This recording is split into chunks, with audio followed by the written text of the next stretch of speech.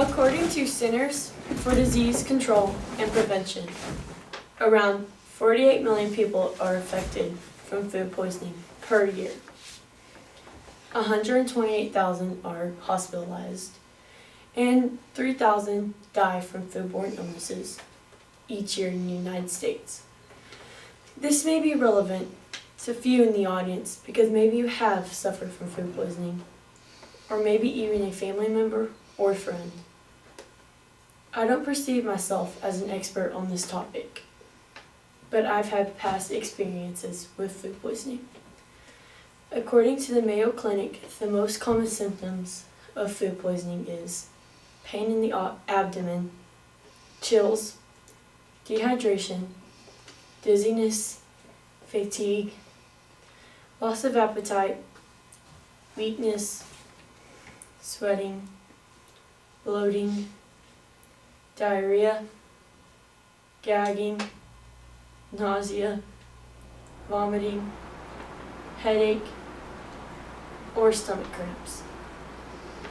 I know how terrible food poisoning can be, and that's why I did research to help inform you about food poisoning and how to prevent it.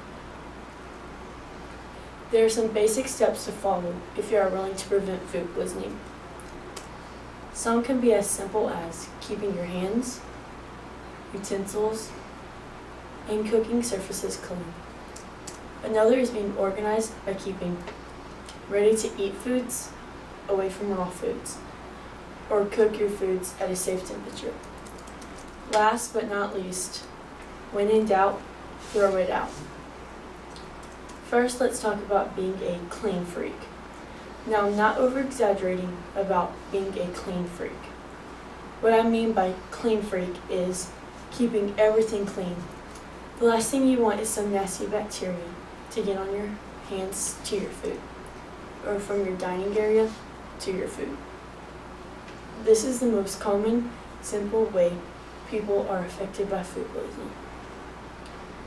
Now that we've discussed being clean, let's talk about being organized.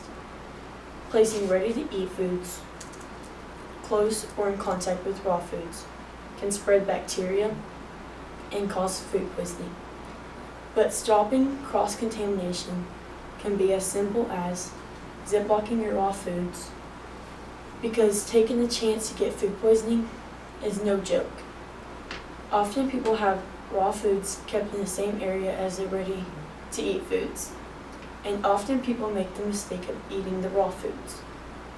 This is an example of how easily people can get food poisoning. Now that we've discussed being clean and organized, let's talk about cooking foods at a safe temperature. Cooking your foods at a safe temperature is the very most important thing to do when cooking. The color and texture of the food won't always hint that it is done and ready to eat. There still may be bacteria that hasn't perished from the heat. That's why you need to always cook the food at the given temperature to prevent foodborne illnesses and food poisoning. In conclusion, there are basic steps that need to be followed to prevent food poisoning, whether it's being clean, organized, or just simply cooking at the right temperature. Because if any of these aren't followed, you risk getting food poisoning.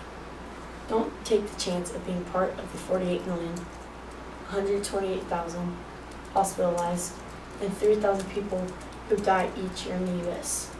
My name is Alexis Coston, and this is how to avoid food poisoning.